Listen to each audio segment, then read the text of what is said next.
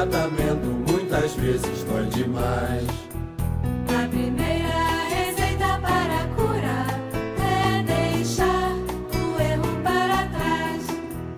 A segunda é fazer só o bem e ficará tudo bem melhor. Não peques mais, Jesus ensina, pra que não te aconteça coisa bem pior. Não peques mais, Jesus ensina, pra que não te aconteça coisa bem pior. Dando sequência ao nosso estudo do item 11 da introdução ao estudo da doutrina espírita, veremos aqui um texto relacionado que está no livro dos Médiuns, na segunda parte das manifestações espíritas, no capítulo 27, das contradições e das mistificações. Então veremos o texto do item 303. Se o ser enganado é desagradável, ainda mais o é ser mistificado. Está dizendo que se é desagradável ser enganado, mais desagradável ainda é ser ludibriado, né? Esse quer dizer o ato de ser enganado, mistificado, né? Aliás, um dos inconvenientes de que mais facilmente nos podemos preservar.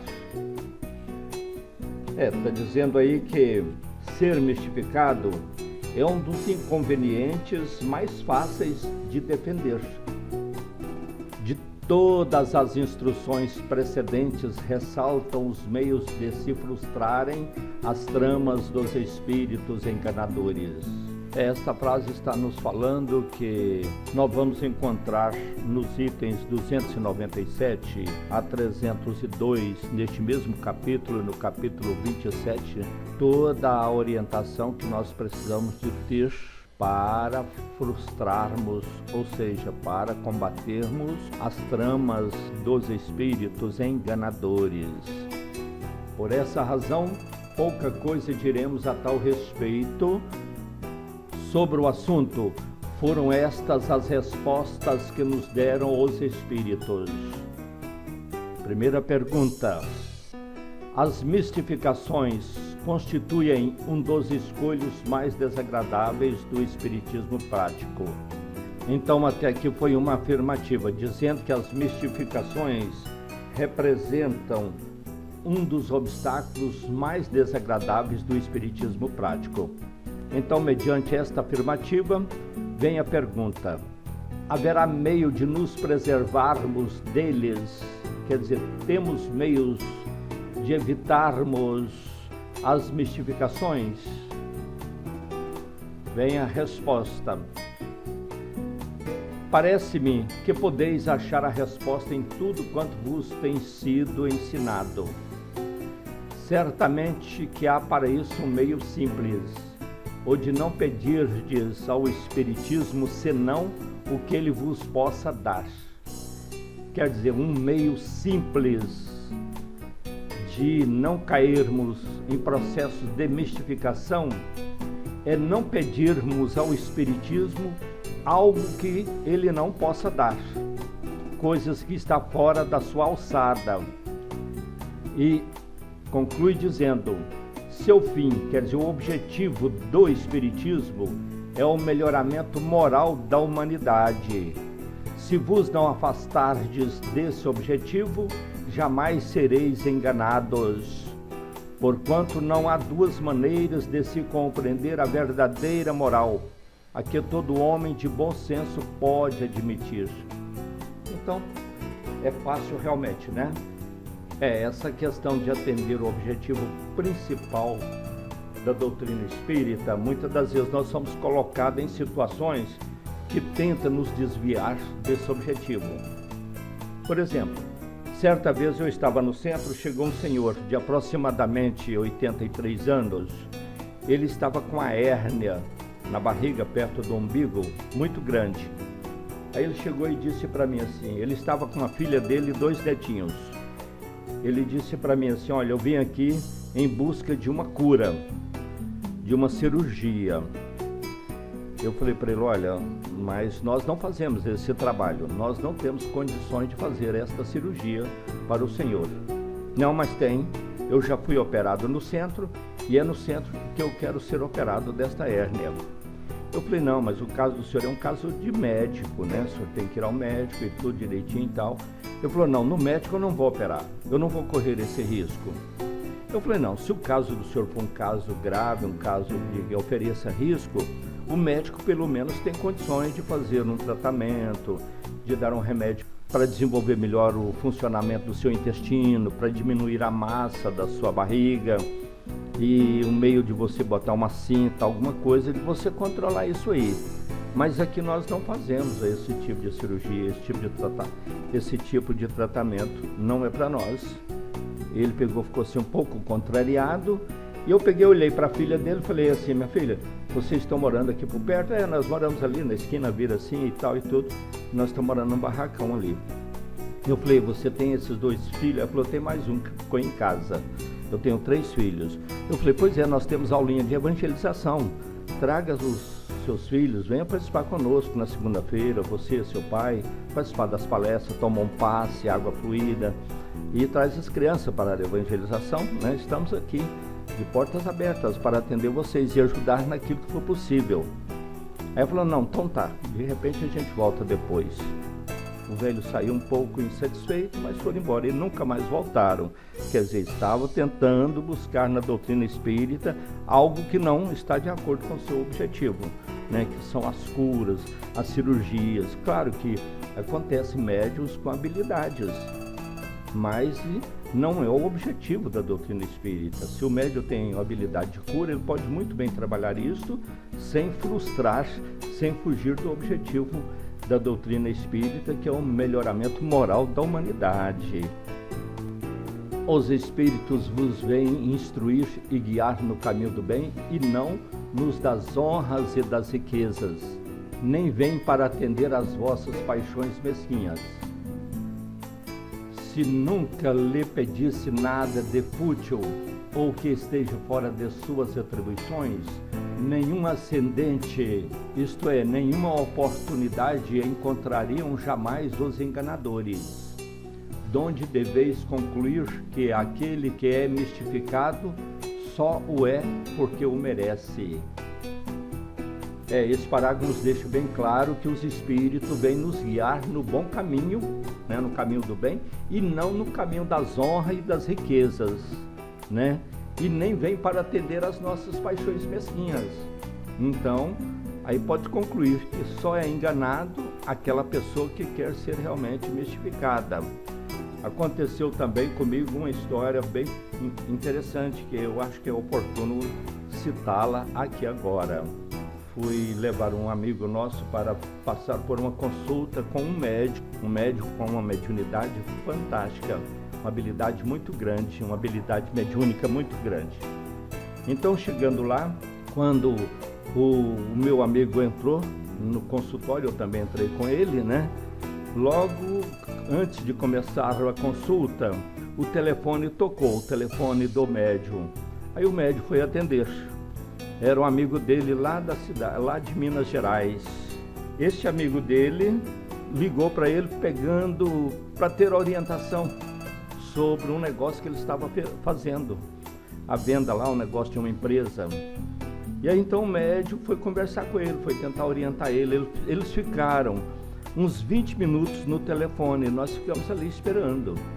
Quer dizer, falando de assuntos que não tinha nada a ver com a espiritualidade, de assuntos de negócios. E a pessoa ligou querendo uma orientação, com certeza, porque a pessoa era um médium, né, com grandes habilidades, e ele pensou, ele poderá me ajudar a resolver isso. E depois então fez a consulta e tal, e depois de algum tempo esse amigo meu veio a falecer.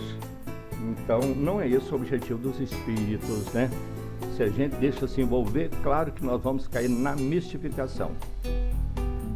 O papel dos espíritos não consiste em vos informar sobre as coisas desse mundo, mas em vos guiar com segurança no que vos possa ser útil para o outro mundo.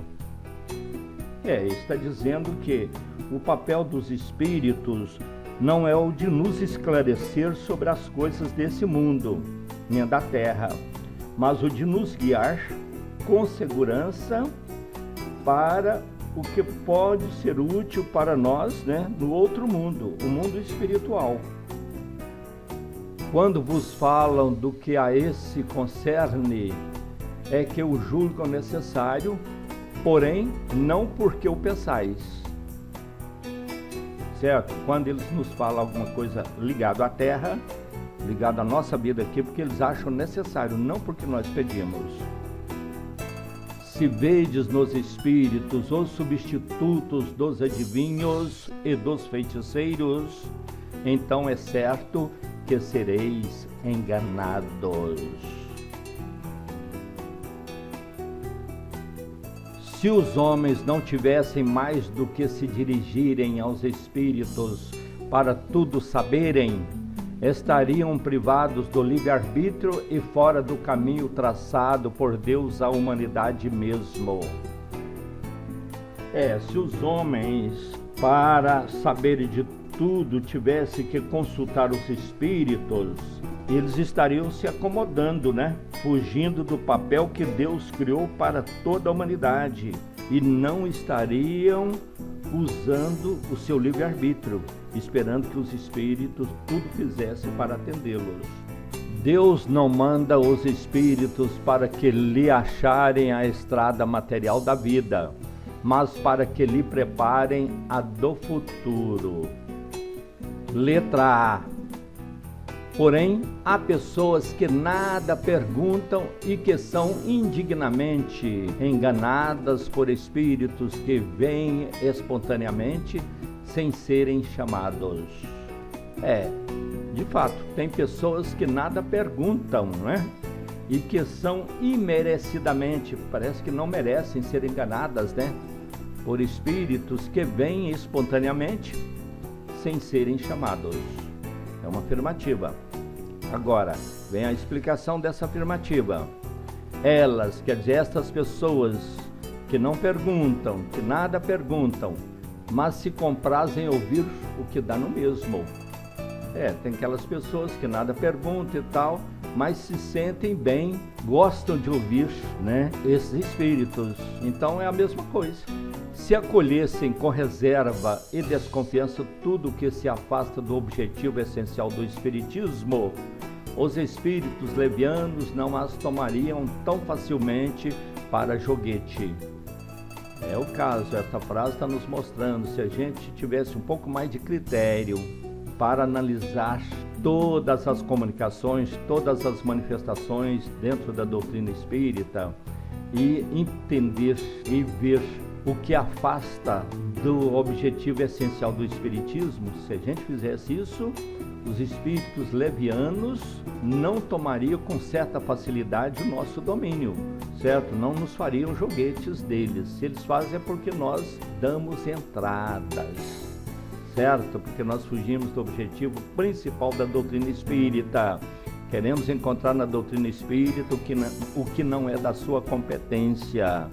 Temos que entender bem isto, mas muitas das vezes, até por questão de querer aumentar a participação no centro, aumentar o número de pessoas frequentadoras no centro, a gente entramos na questão do modismo, da invencionice, do misticismo, certo? Segunda questão. Por que permite Deus que pessoas sinceras e que aceitam o espiritismo de boa fé sejam mistificadas? Não poderia isto ter um inconveniente de lhes abalar a crença? Uma pergunta bem feita, né? Allan Kardec, aliás, só fazia boas perguntas. Por que Deus permite que pessoas sinceras que aceitam o espiritismo de boa fé serem mistificadas? Por que Deus permite isso? Isso não poderia ser um problema para abalar a fé dessas pessoas? Vem a resposta. Se isso lhes abalasse a crença, é que não tinham muito sólida a fé. Os que renunciassem ao espiritismo por um simples desapontamento, provariam não o haverem compreendido e não lhe terem atentado na parte séria. Deus permite as mistificações para experimentar a perseverança dos verdadeiros adeptos e punir os que do Espiritismo fazem objeto de divertimento. Se isso abalar nossa fé, porque nós ainda não temos uma fé sólida, né? Muitas das vezes a pessoa deixa de ser espírita, às vezes com uma desculpa e outra, às vezes nem bem uma mistificação. Às vezes até por uma questão pessoal, não vou no centro mais porque eu não fui com a cara de fulano, isso não me agrada e tal e tudo. Quer dizer, são espíritas que ainda não estão firmes na fé, ainda não conhecem bem a doutrina espírita, né? E se Deus permite acontecer esse tipo de coisa, e até mesmo a mistificação, é para experimentar a nossa perseverança, se já somos verdadeiros adeptos, se conhecemos bem o objetivo da doutrina espírita e que não podemos usar o espiritismo para simples objeto de divertimento. Nota: a astúcia dos espíritos mistificadores ultrapassa às vezes tudo o que se possa imaginar. A arte com que dispõem as suas baterias e combinam os meios de persuadir seria uma coisa curiosa se eles nunca passassem dos simples gracejos. Porém, as mistificações podem ter consequências desagradáveis para os que não se achem em guarda. Sentimos-nos felizes por termos podido abrir a tempo os olhos a muitas pessoas que se dignaram de pedir o nosso parecer e por lhes havermos poupado ações ridículas e comprometedoras. Entre os meios que esses espíritos empregam, devem colocar-se na primeira linha como sendo os mais frequentes, os que têm por fim tentar a cobiça, como a revelação de pretendidos tesouros ocultos, o anúncio de heranças ou outras fontes de riquezas. Devem, além disso, considerar-se suspeitas, logo à primeira vista, as predições com época determinada, assim como todas as indicações precisas relativas aos interesses materiais. Cumpre não se deem os passos prescritos ou aconselhados pelos espíritos, quando o fim não seja eminentemente racional. Que ninguém nunca se deixe deslumbrar pelos nomes que os espíritos tomam para dar aparência de veracidade às suas palavras. Desconfiar das teorias e sistemas científicos ousados. Enfim, de tudo que se afaste do objetivo moral das manifestações. Encheríamos um volume dos mais curiosos se houvéramos de referir todas as mistificações de que temos tido conhecimento. Para os males da alma há remédio, Mas o tratamento muitas vezes dói demais. a primeira receita para a cura é deixar o erro para trás.